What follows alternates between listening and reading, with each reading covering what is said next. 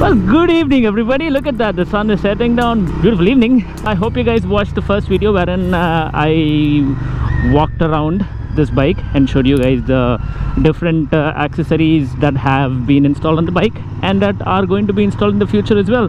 But now I just wanted to talk to you guys about how it feels like to ride a Royal Enfield that is actually not a Royal Enfield.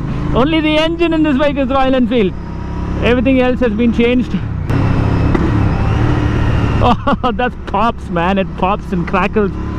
It has the baffle on, so it's going to be quite it's going to be a little bit quiet, but once you remove the baffle, it's going to be really loud. Let's try our best to get out of the service lane. The first thing that you realize as soon as you sit is how beautiful the handling is, all thanks to the Olin suspension.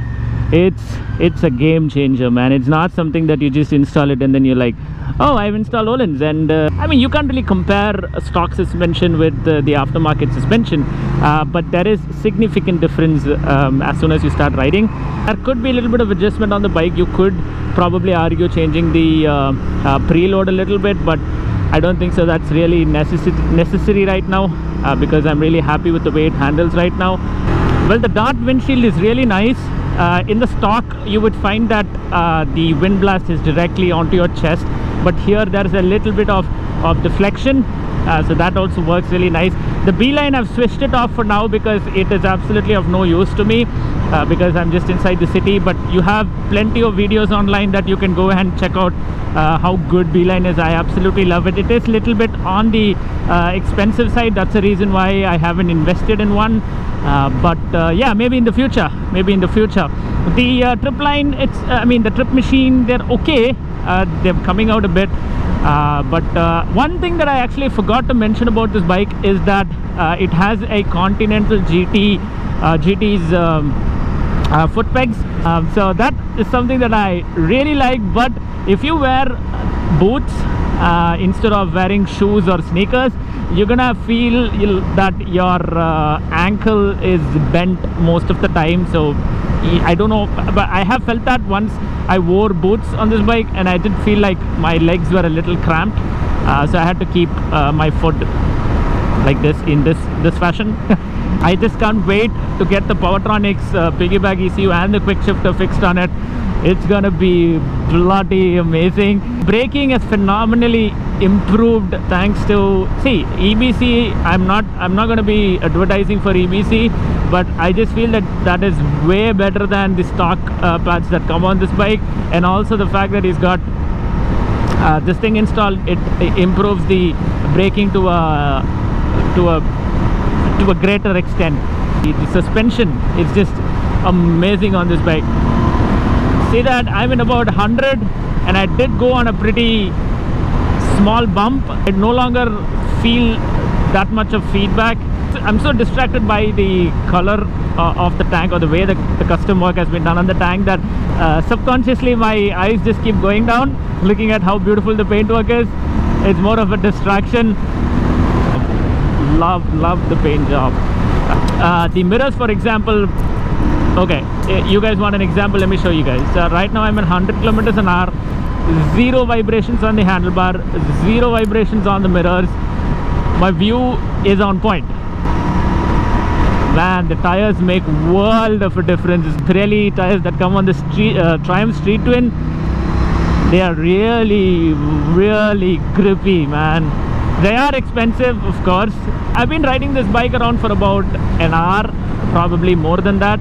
And if it was the stock Interceptor 650, then I would have definitely taken a break every 20 minutes because the seat is just unbelievably soft. This one is custom made.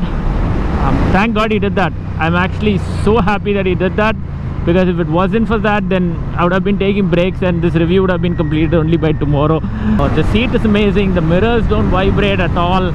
The Dart windscreen, which deflects a lot of wind, considerable amount of wind. The tires make a world of a difference. Not just expensive in means of just putting without any taste, but this is tastefully modded. There is a difference in just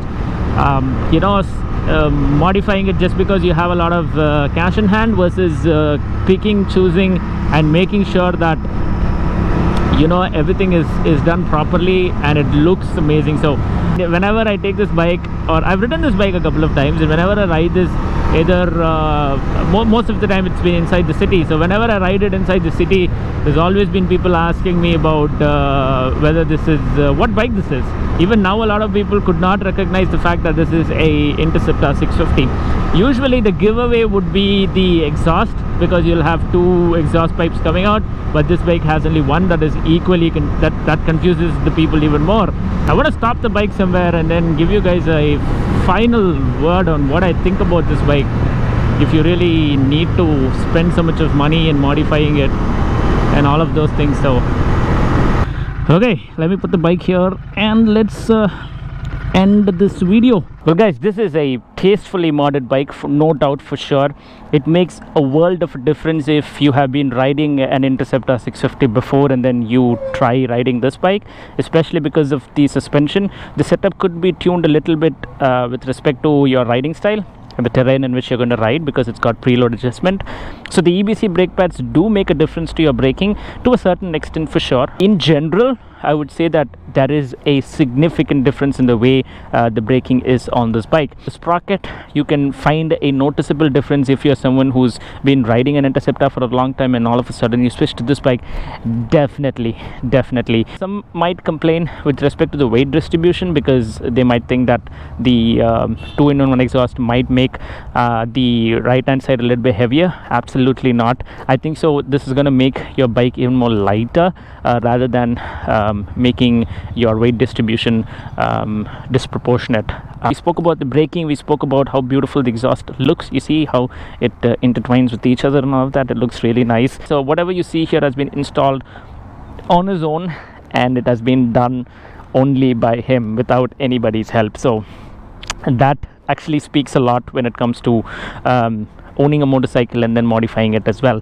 So thank you so much guys. I hope you guys liked this video. If you did, you guys know what you have to do, so do all of that. This is a difficult time for everybody, so I want you guys to stay safe, take care of your loved ones, and most importantly, follow me on Instagram. It's going to be Instagram/Madras Motorhead. Alright, so until my next video pops up in your notification bar, take care, ride safe, ride hard, and always remember, when life gives you problems, you twist the damn throttle.